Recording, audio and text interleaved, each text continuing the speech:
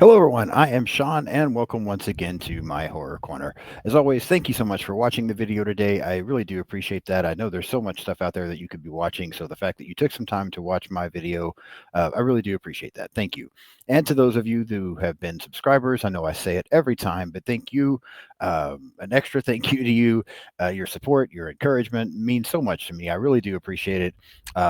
Yeah, I don't know really what to say. I really do appreciate you guys so much. So thank you for subscribing to the channel and following along with me. And those of you that leave comments and interact, I really do appreciate all of that. I love the interaction with the horror community. I do this primarily because I just love talking horror, but two, because I really like that interaction with everybody. So thank you all so very, very much. Today we're going to be talking about a old school slasher, you might say. This was a first time watch for me, but we are going to be talking about Peeping Tom from 1960. Um, I've heard of this movie. I had never watched it until today. Um, you've heard me say before, slashers are such a, that's my favorite subgenre in horror. And I just, I like to go back and see as many of the classics as I possibly can. I had just never watched this one, but I've also, I've tried to figure out. I've done some research on it. I've heard other people talk about it as far as what really was the first slasher film. And while there's still some arguments to be made here and there, a lot of times I hear Psycho mentioned as the first one, but this movie comes up quite a bit as well. Came out the same year as Psycho, just a few months before. Um, I guess there could be. We're going to talk about it here in a little bit. Some similarities there, but yeah, I mean, I could see where this could be considered one of the first slashers. How this and Psycho could be, kind of the grandfather, you might say, of the slasher subgenre. So, we're going to talk about Peeping Tom today. Like I said, this was a first time watch for me, and yeah, this is a interesting movie, and I don't mean that good or bad. But yeah, this is a interesting movie. So let me put my glasses on so I can read my notes, and we will get into this episode. Um, yeah, quick overview of the film. Uh, what made this the most diabolical murder weapon ever used? Loner Mark Lewis works at a film studio during the day and at night takes very racy photographs of women. Also, he's making a documentary on fear, which involves recording the reactions of victims as he murders them. He befriends Helen, the daughter of the family living in the apartment below his, and he tells her vaguely about the movie he is making. That's kind of a synopsis or an overview that I found for this film. The movie was released April 7th of 1960, directed by Michael Powell, written by Leo Marks, produced by Michael Powell, cinematography done by Otto Heller, music by Brian Easdale, distributed by Angelo. Wow, this is a tough word. Angelo Amli Amligated, hell if I know, film distributors. Runtime of 101 minutes. Budget box office. This film was released in the UK initially. All of the numbers that I was finding as far as budget and box office were um, in pounds. I couldn't find once it was released in the U.S. I couldn't find numbers for that, and I, didn't look in how to translate from pounds to U.S. dollars to actually see what the budget and box office were. But yeah, so I don't have that for this film. Rotten Tomatoes scores 96% from critics, 85% from the audience, an IMDb score of 7.6 out of 10. So fairly well looked at movie. Cast, we have Carl Boehm, Maura Shearer, Anna Massey, and Maxine Audley as the primary cast for the film. A few behind the scenes things that I want to mention. I actually found quite a bit of stuff here, or facts about the movie, whatever you want to call it, that I thought were somewhat interesting. We'll start with the harsh subject matter and negative response from critics at the time had a severely negative impact on Mr. Powell's or Mr. Howell. Oh no, it's Powell. I'm sorry, Michael Powell's career. He didn't get to do much after this film. However, beginning about the 1970s on into more recent times, and being reevaluated, now the film is considered a masterpiece, and it's been ranked as one of the best British films that have ever been made. The character of Millie, who we'll talk about when we walk through the plot, appears nude on screen before being killed. This was the first time, the first scene in British cinema history to feature full frontal nudity in, or excuse me, to feature frontal nudity in a film. The movie only took 6 weeks to film. It began in October of 1959. It draws comparisons to Psycho. We talked about that a little bit, or just briefly a moment earlier. Primary comparison being it's a mild mannered serial killer who is obsessed with a parrot.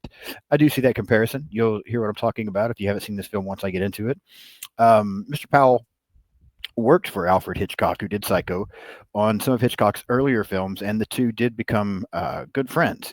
However, it is rumored, we don't know that this is a fact, but it's rumored that the negative press screening that Powell got for Peeping Tom caused Alfred Hitchcock to release Psycho without a press screening because he didn't want to deal with that same type of thing.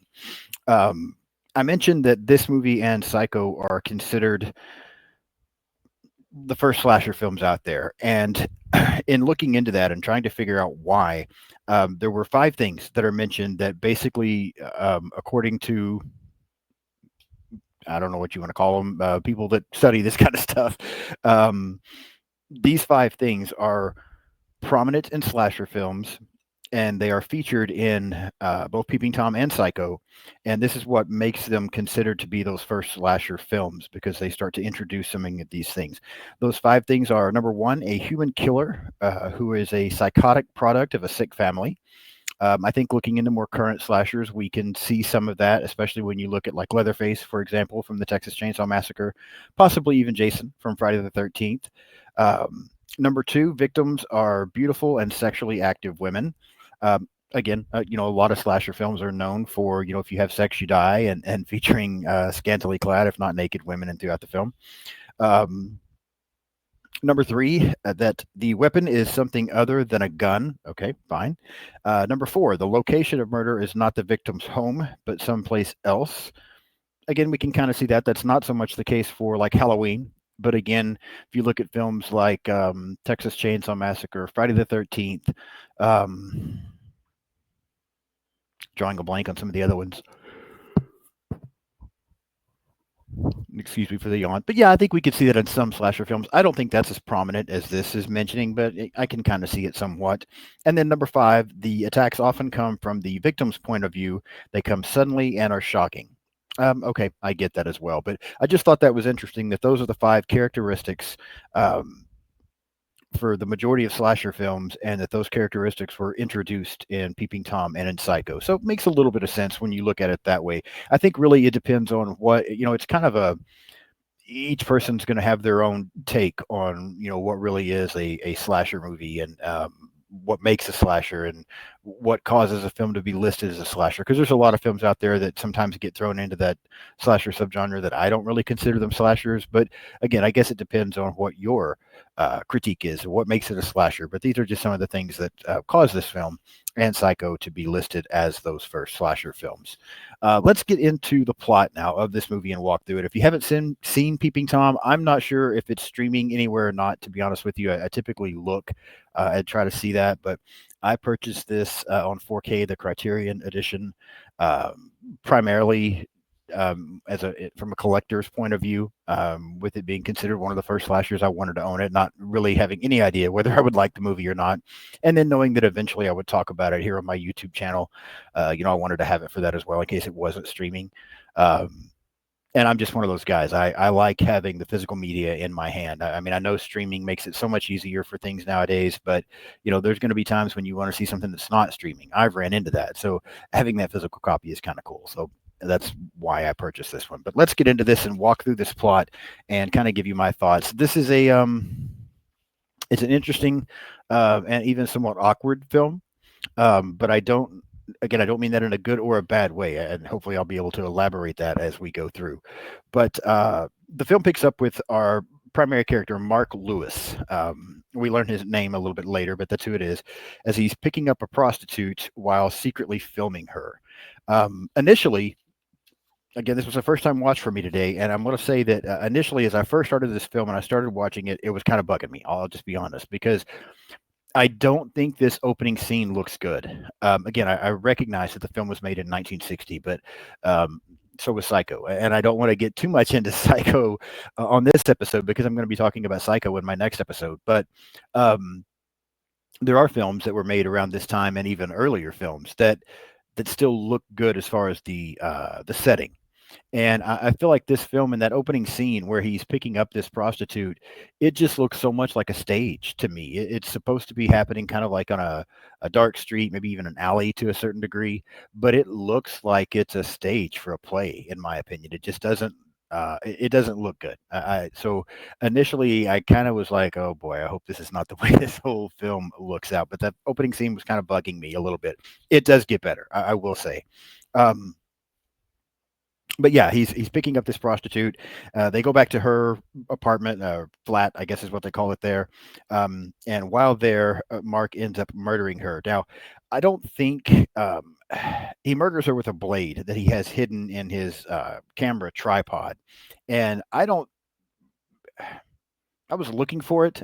I did not see this blade, but we do see it later on, and so we know that's what it is. But yeah, he ends up murdering this girl with this blade that's hidden in his tripod, and then he goes back home and he watches this as he filmed all of this. He watches it, and even the next day, then as the crime scene is going on and they're taking the body out and that kind of thing, he's recording. He's there and he's recording that as well. So that's kind of the opening for Peeping Tom. Again, I don't think it looks great.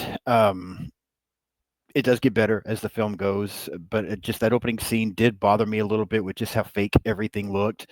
I also wasn't really sure what I thought about the performances. I'm not going to say they were bad, but I was just I don't know. The opening scene between the way everything looked and the actress getting killed and the way she acts there. I mean, yeah, I guess her performance isn't bad. It just I don't know. I was struggling a little bit with the opening of this film. I'm not going to lie. And let me go back for a moment because normally I would have covered this when I mentioned briefly the cast. For the most part, I think everyone does okay. I don't think we get the kind of performances in this that we would get from Psycho a few months later. And again, I don't want to get too much into Psycho. I almost hate the fact that I'm comparing this film so much to Psycho when trying to review it, but um, they're fine. I don't think anything stands out as this amazing or great performances. The characters, a lot of the characters are so awkward. I think that's what makes it a little bit tough. I don't want to say anybody did a bad job, but the characters just seem awkward, and I don't know if that's an acting thing. I don't know if that's the way they were directed to behave. You can kind of see it in Mark's character because he's supposed to be an odd individual. Um, Again, not bad performances, but I don't think anything stood out and really was great either. And I don't really find any of these characters very likable, to be completely honest with you. Even Helen, who we'll talk about here in a few minutes, um, who's in the film quite a bit. I don't know. There's something very odd and aggressive about her, in my opinion, also. So I don't find any of the characters that likable, and the cast is fine. We'll just kind of leave that at that. But yeah, so after the opening, we then find out that Mark Lewis works as a film crew member, but that he also has a second job in the evening where he basically takes softcore nude photographs of women. We also find out that he lives in the flat of his late father. It's kind of an apartment complex, and where he lives is also where his father lived. He gets caught spying on a family that lives below him. They're having a party, and they look over and see that he's looking in the window. And the daughter of this family, Helen, goes out and just begins to talk to him in the hallway. And it kind of seems like the two somewhat become friends. She ends up going with him back to his place. They talk about the fact that he's a filmmaker, that he's filming a documentary. She wants to see some of his work. And actually, let me take that back. I don't think they immediately go back to the place together. He actually goes back and he starts watching one of his films, and then she ends up knocking on the door and interrupting him. And he tries to turn it off real quickly and then get to her. And as she comes in, then they begin to talk about what he does. And she wants to see one of his films. Instead of showing her the film that he was actually watching, he shows her footage of film that his father took of him when he was younger. Very awkward films where he was always afraid, and we kind of see here, and we find out that his father took these films of him in strange circumstances and trying to basically as a study that he was doing on children and how children respond to fear. Um, this seems to bother Helen a little bit. It kind of freaks her out somewhat, and she ends up leaving. It almost seems like Mark's going to stop her at one point, but he ends up letting her go. Again, decent scene. I don't think it's a terrible scene. This is kind of where I was talking about the character of Helen seems so aggressive. She's very forceful in uh, not like pushing her way into his place, but just like invites herself in. Very persistent into watching films of his. She even tells him that it's her birthday and that this would be his present to her, that she's 21 and for her 21st birthday, his present to her could be showing her one of his films. There's some weird dialogue where he says that he's never given a birthday present to a 21-year-old of watching one of his films. It's just odd to me.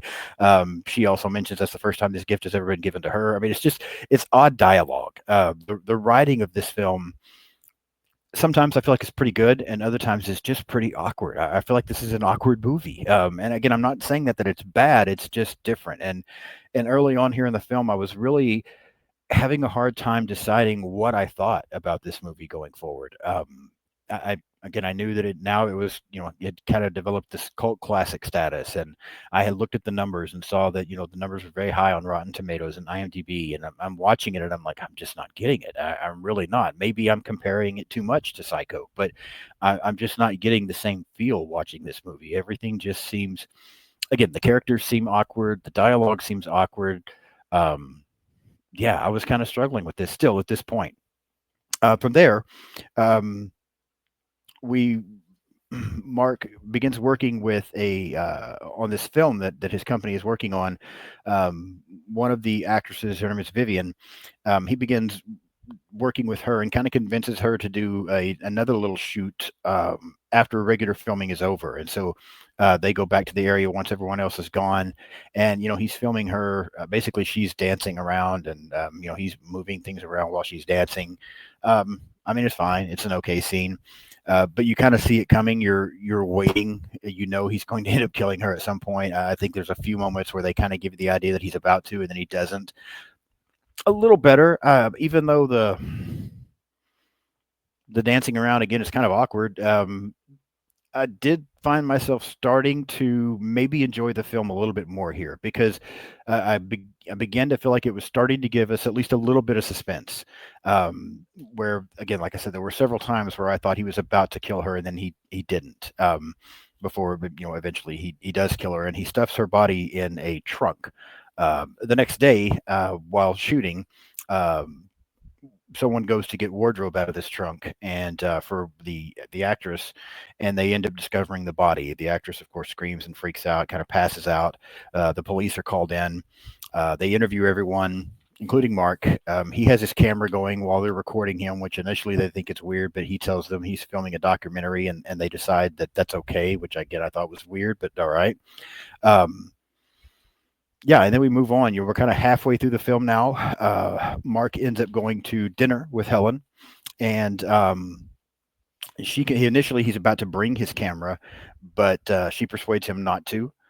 This is the first time that he's gone out without his camera in quite some time. We kind of get the picture that he's very shy. He's kind of introverted. He probably doesn't go out a lot anyway. But this is the first time that he's without his camera, and we can see that bothers him that he doesn't have it. But they seem to have a decent evening. And then once they arrive back at the apartment, she thanks him for, not bringing his camera along, and she's going to go get it for him. And while she goes to get it, he's standing there like making motions, like he's got the camera in his hand. So we just see that he's very disturbed and he's very attached to this camera. She brings it back to him. Says something gets said about maybe him recording her at some point, and he freaks out, like no, that he will never record her.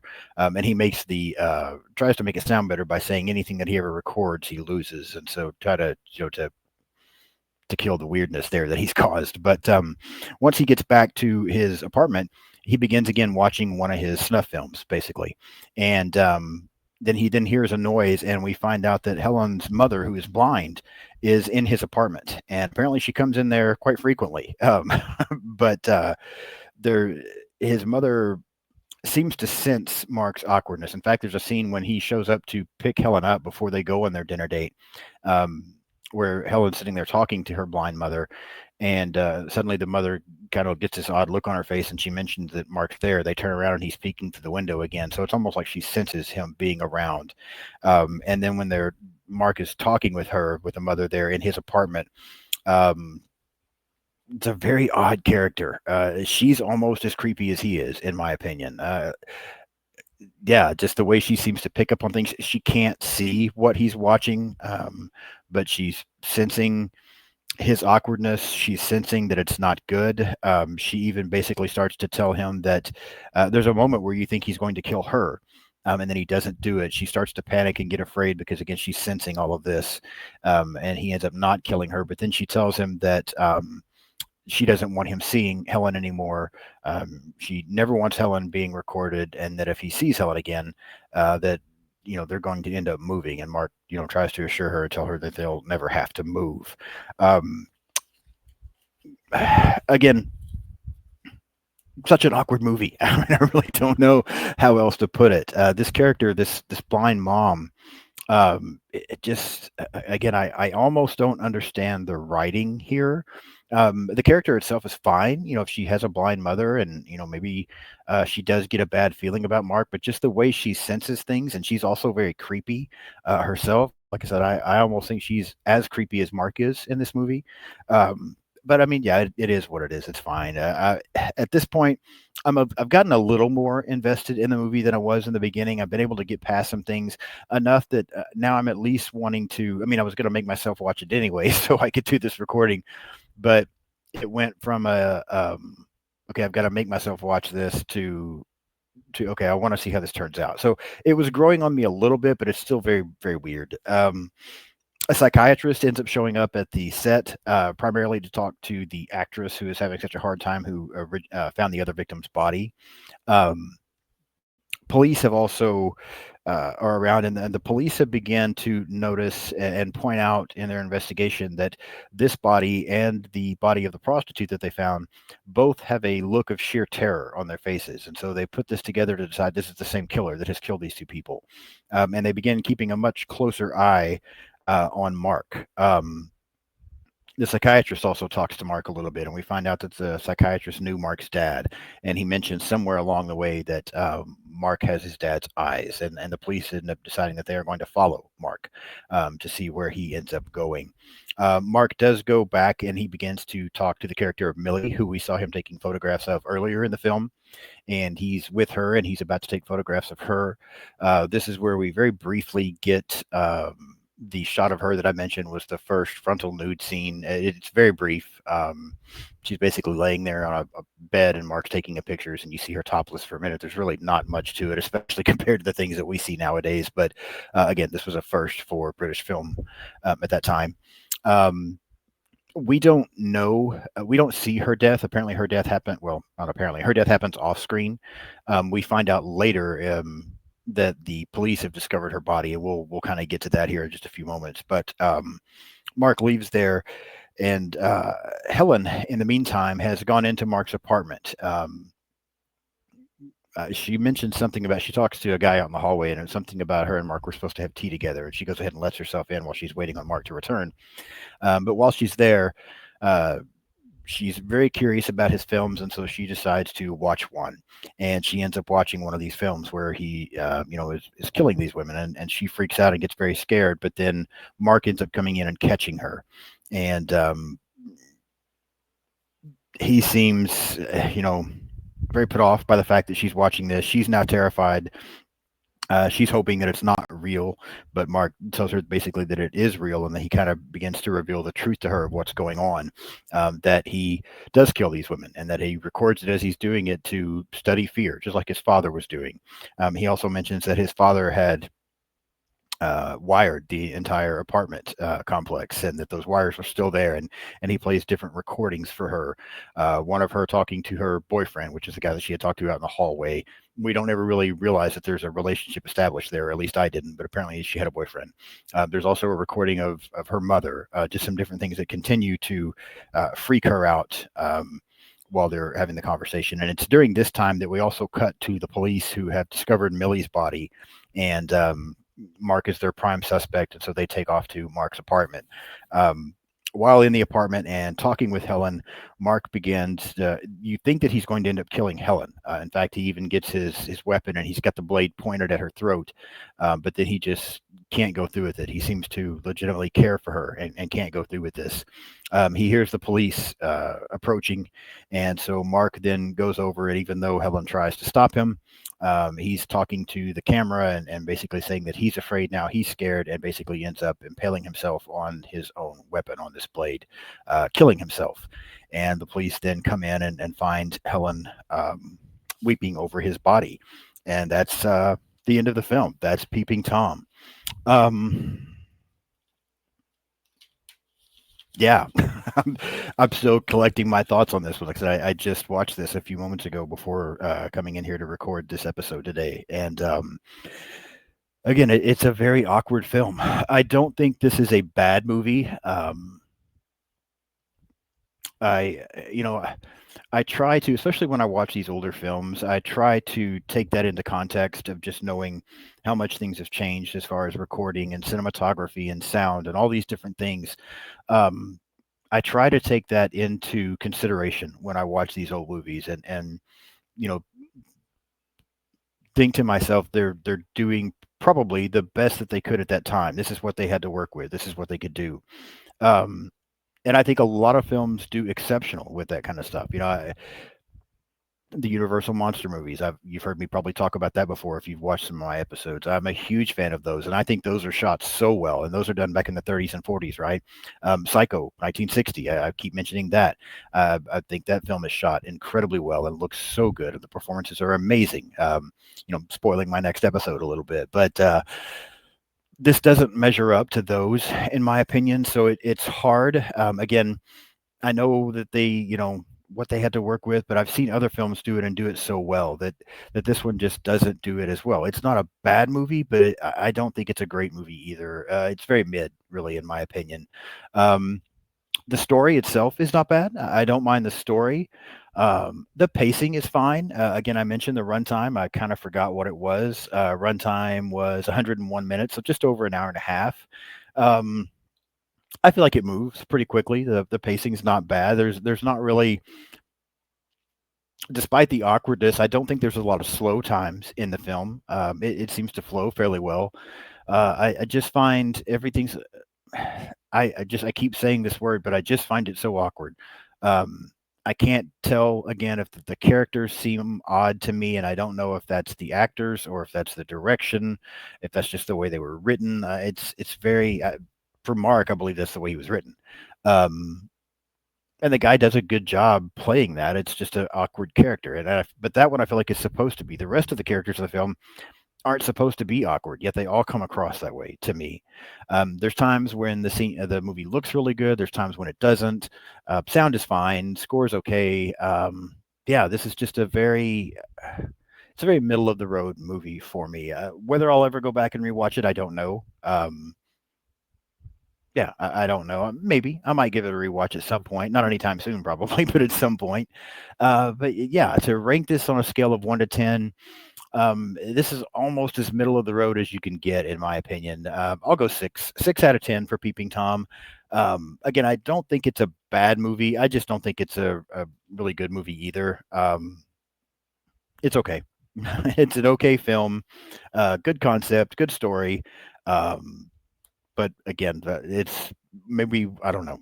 I hate to keep using the same word over and over, but this movie is just so awkward, in my opinion. I really don't know how else to describe it. But yeah, that's my opinion on Peeping Tom. So now I want to know what you think. If you've seen this movie, leave me a comment. Let me know what you think about Peeping Tom. Do you find it as odd as I do, or do you really enjoy it? But one thing I love about the horror community is there's so many different tastes out there, and different people can like different things, but everybody can still, come together and not hate each other for that. So I'm very curious as to what you think about this film. So yeah, leave me a comment and let me know if you've seen this movie, what you think of it, or some suggestions for the channel. I'm open to those as well. I'm still trying to get better at this and improve. So always open to suggestions. If you haven't subscribed yet, please do so. Hit the subscribe button. Help me to continue to build those numbers. I've mentioned before, I had a goal this year of hitting 100 followers by the end of the year. I know that's not a large number, but if I found 100 people that wanted to subscribe to my channel, I'd be thrilled. We're getting close. I think the last time I looked, the number was right around 85, 86, something like that. So we're getting there. But so yeah, if you haven't subscribed yet, please do so. Um, Follow me on social media. I'm pretty much on everything out there: Blue Sky, Instagram, Threads,